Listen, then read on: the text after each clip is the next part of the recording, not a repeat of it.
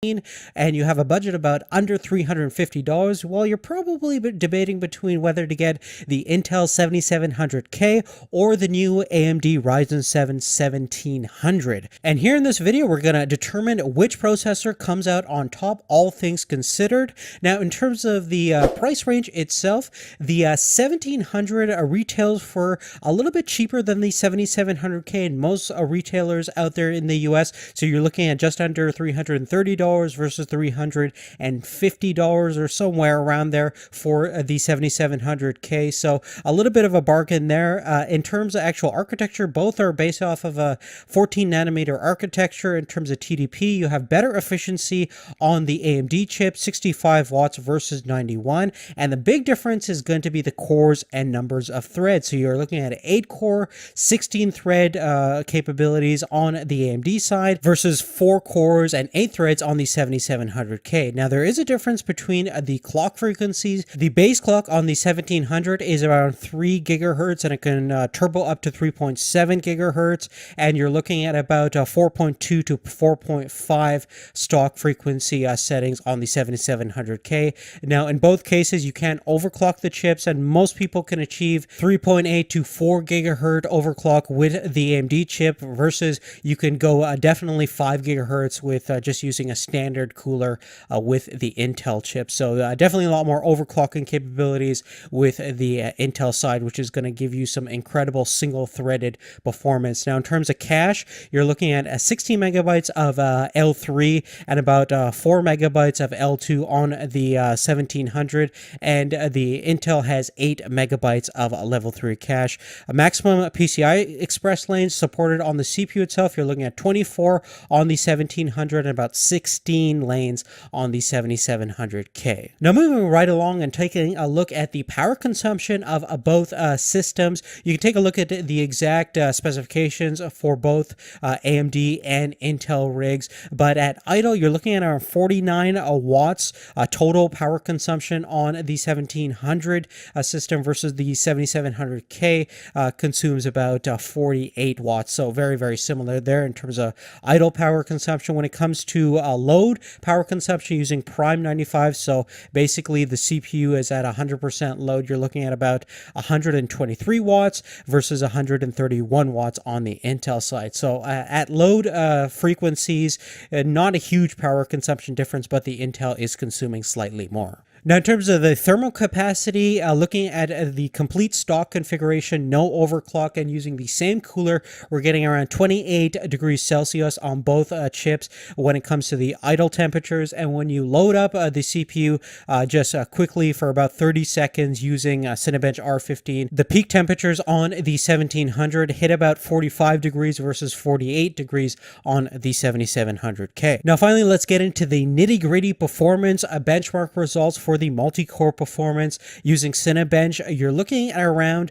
1403 at stock frequencies. So with the 1700, it's going to go up to 3.7 gigahertz, and at 4.5 gigahertz using the 7700K, we get best score about 1028. So a pretty big difference between the two.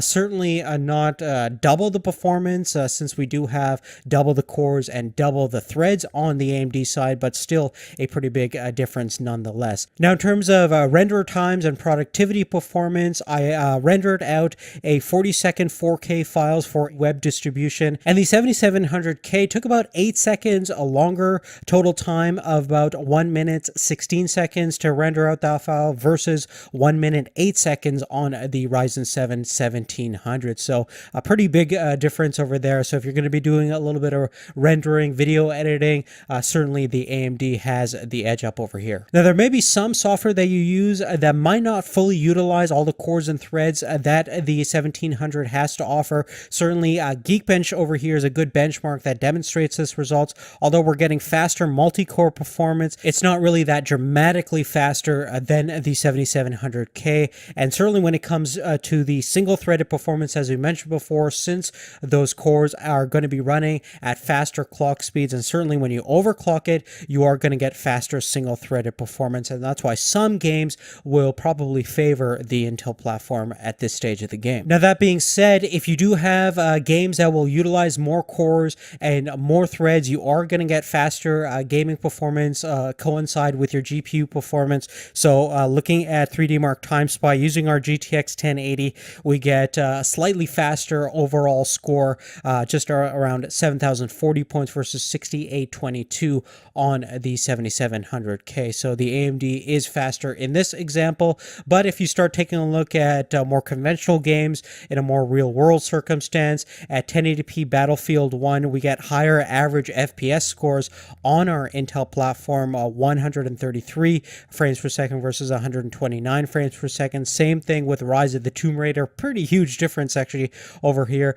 126 average frames per second and 103 average frames per second on our 1700. Far Cry Primal, same thing over here, faster overall average frames per second using the Intel chip compared to the 1700. So if you do want a little bit extra frames per second, you probably want to consider the 7700K because it's still faster when it comes to the single-threaded performance, which still a lot of games will favor compared to more cores and more threads. So generally speaking, both chips are quite fantastic. Technically speaking, the 1700 Ryzen 7 is probably the best bang for the dollar 8-core slash CPU that's around the $350 mark or $330 mark in this case. So I would definitely, if it was up to me, building a system, there's really no contest over here, even though the single thread performance is better on the 7700K for long-term use and for the things that I do, I would probably stick with the Ryzen 7. Now, if you do want a little bit more overclocking headroom,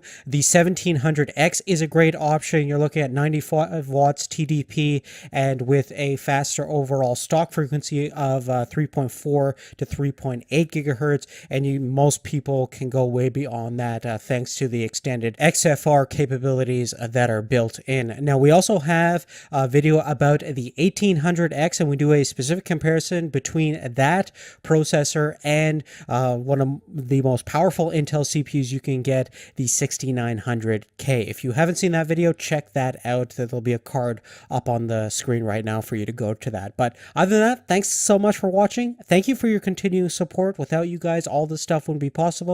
And we'll see you in the next video. Take care.